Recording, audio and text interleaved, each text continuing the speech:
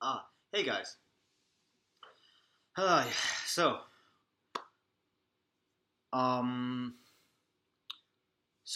in this video, I would like to talk about something.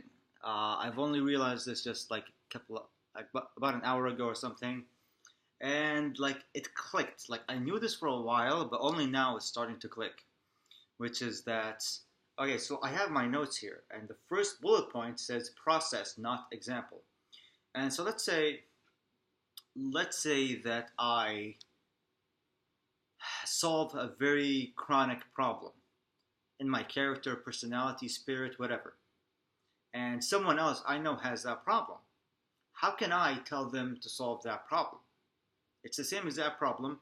I solved it, he did not. And so I was thinking about how, like, as I was solving it, I was thinking about how can I express and articulate the way I solved it. I then realized that I can't really do that for multiple reasons. One is that if I express it, that will jinx my applying of the solution. I thought that could be because the solution itself is too weak right now. So how about I'll just wait a long time until the solution has settled and it's not easy to break it, and like I've solved the problem and chances are it's not going to come back. In that case, when it's secure, I can then relate it to someone else. How about I go like that so you can see the gestures, right?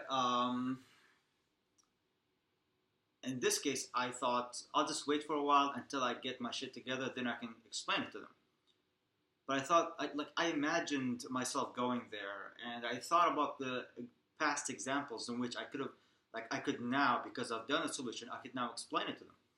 It's possible that that would be a good option, but then I thought it's too risky because what I imagine will happen more often is after I apply the solution and continue to apply it for a long time until it sticks, it will start to get less conscious and I will start to get less aware of it. And so by the time that I can express it without breaking my solution, without bringing back my problem, by the time that that happens, it will be so unconscious that it's going to be hard for me to even understand the problem, which has happened to me before, and it took me a while to be able to understand what this happened, what their problem is, and to realize I used to have this problem too. And it took me a long time to think about it and to try and remember what the hell happened, what the hell I did to solve it, and then I related back to them. Even then, the way I related to them might not have been exactly what I did. Maybe not even close. I'm not sure because I forgot all about that. Now, the reason I said in the bullet points process, not example, is that the way to teach or to relay the lessons and the wisdoms and the way that you fix your own problems to other people is not through the experiences that I mean, it's not through the particular experiences and the examples that you have from your life.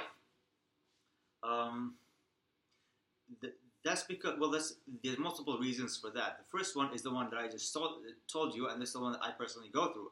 I have no idea if other people go through that as well, uh, which is that they forget the solutions that they have. And another one is that there's virtually an infinite possible scenarios for human conditions.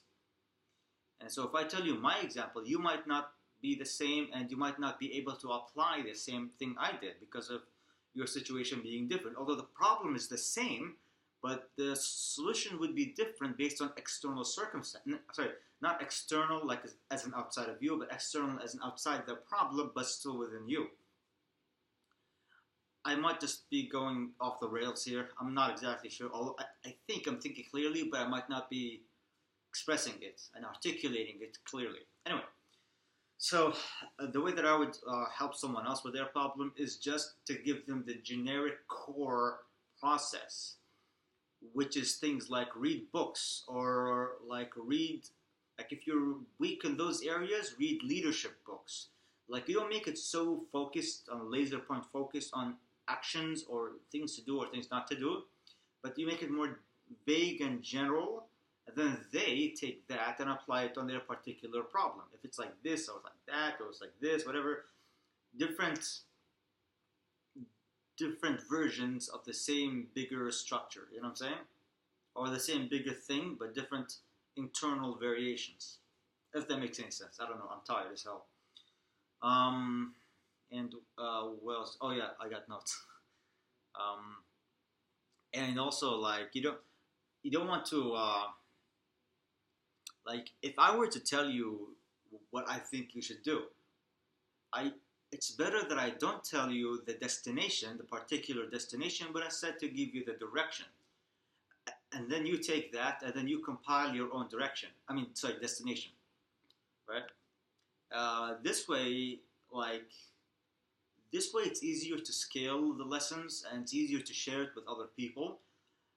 And because you don't want, like, uh, you want it to be repeatable. And so, like, I could tell you what I like. I could give you a solution to your problem that's the same as as a problem in me that I solve.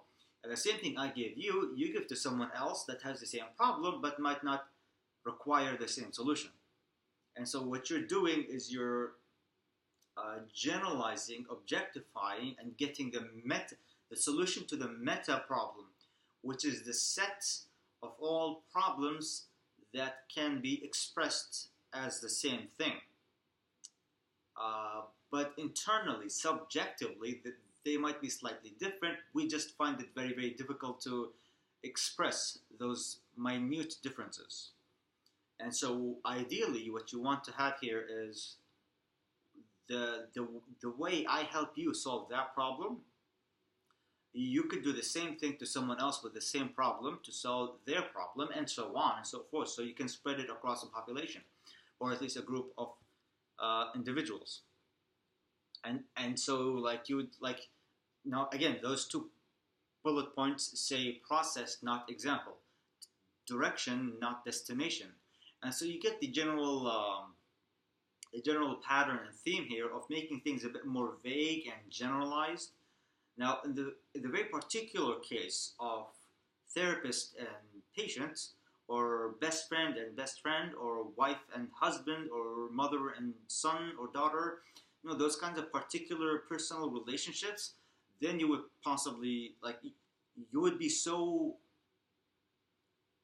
involved in depth in their particular case that you could tell them, or at least help them find their particular destination and their particular solution to their particular problem.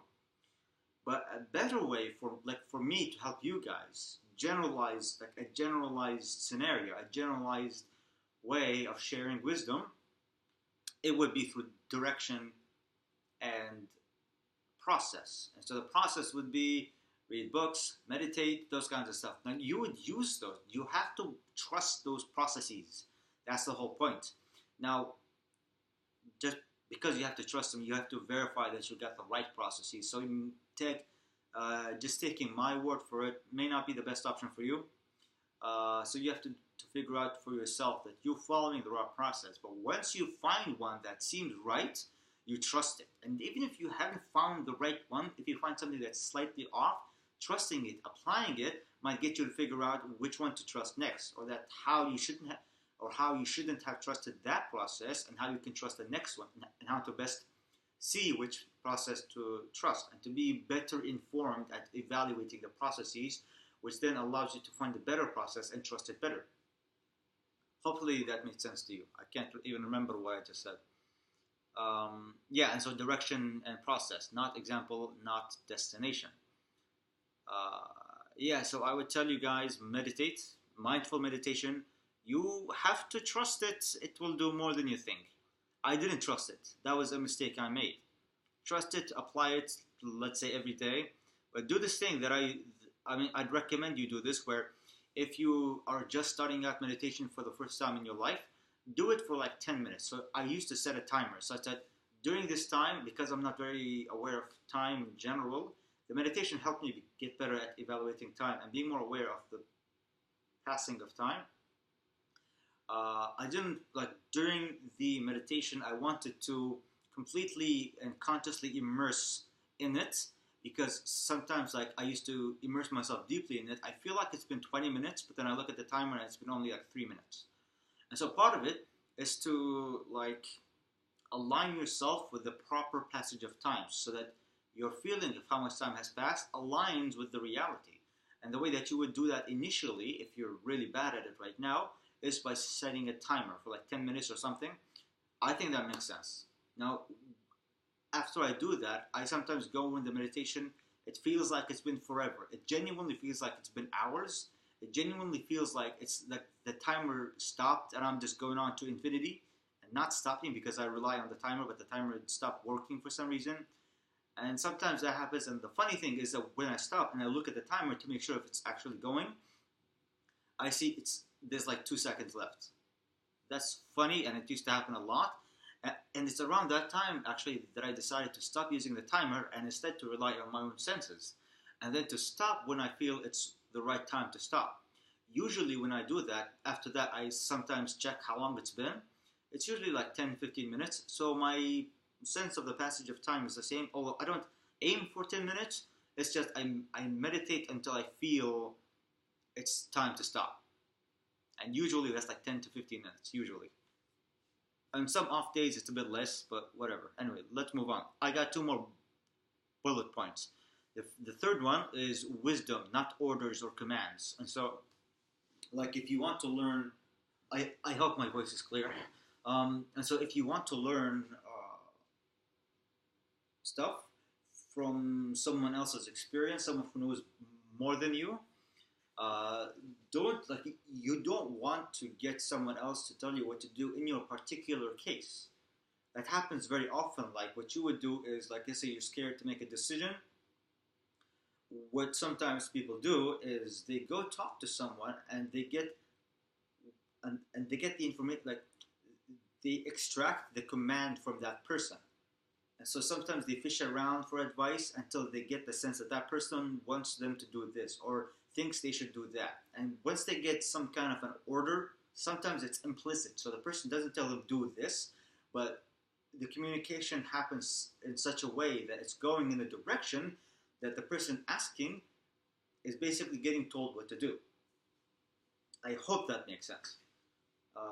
And so in those cases, the person asking just wants to be told what to do because they're too scared to make a decision in their particular case, and they don't know enough to make a decision their own, and they don't want to make a decision on their own and mess up. And so they want to feel secure by getting someone else to do that for them. In those cases, what you should be after is wisdom so that you can make a better, more wise decision on your own. It's extremely important that you make it on your own.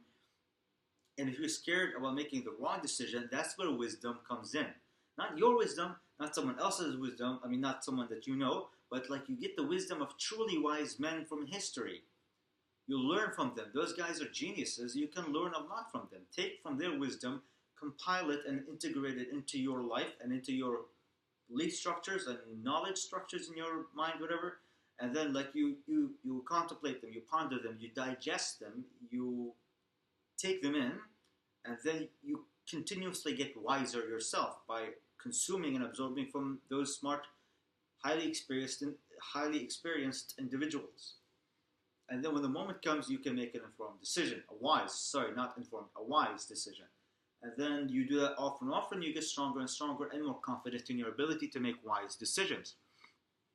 And so in this case, like you don't play the game of this exact particular case. You don't learn how to make a decision in this case. You learn to make a decision in all cases. That's the difference between commands or orders and wisdom. Wisdom gets you to see how to make decisions in all cases. In the meta, like the meta case, the meta problem.